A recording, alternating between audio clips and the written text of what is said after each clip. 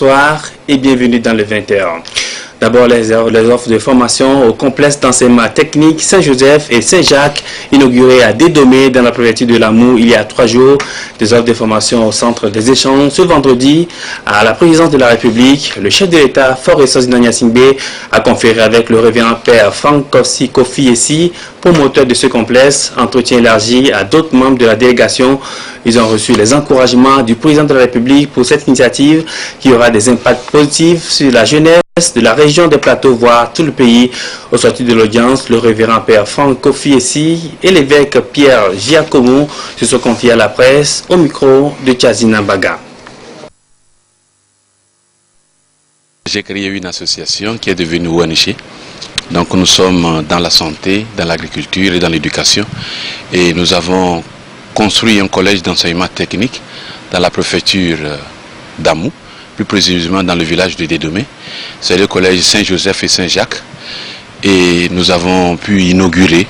Le chef de l'État ayant appris de cette réalisation, il a souhaité quand même nous rencontrer pour nous dire merci et nous dire combien il tient à des projets de ce genre. Donc la jeunesse étant vraiment l'essentiel pour une nation et pour notre pays. Donc il est vraiment très content. L'impact sera très fort. Et très fort dans ce sens que ce que nous sommes en train de faire dans ce collège, c'est la mécanique générale, mécanique auto, mécanique moto, maçonnerie, chaudronnerie et la couture, pour récupérer les jeunes filles qui sont devenues mamans à très bas âge. Donc ils arrivent à 4e, 3e, ils sont déjà mamans. Donc ils abandonnent l'école, ils n'ont plus de chance de pouvoir continuer.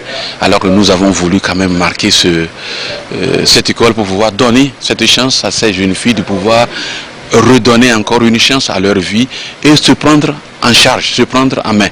Les jeunes, la même chose. Nous savons tout ce qui se passe dans les pays avoisinants. L'oisiveté attire vraiment des idées pour s'enrichir. Quand même, il faut vivre. Donc, on devient brigand et partir de là, cette jeunesse se perd facilement. Donc, pour éviter cela, nous rapprochons vraiment ces structures. Pas seulement pour notre région, mais c'est pour la région des Plateaux. C'est une grande œuvre que nous avons réalisée, qui nous a coûté plus d'un demi-milliard de francs CFA, avec des machines et autres que nous avons installées, qui sont vraiment d'une très grande envergure. Nous voulons récupérer la jeunesse, donner du travail à la jeunesse, ne pas permettre que notre jeunesse togolaise soit désœuvrée, mais qu'elle s'occupe, qu'elle se prenne en charge et qu'elle participe au développement national. Voilà notre souhait, voilà notre désir, voilà nos efforts. Primum vivere de philosophari. Avant tout la santé, et il a commencé avec l'hôpital, la santé, la vie physique des hommes, et après la philosophie. Les études, mais pas littéraires, théoriques, de préparation professionnelle.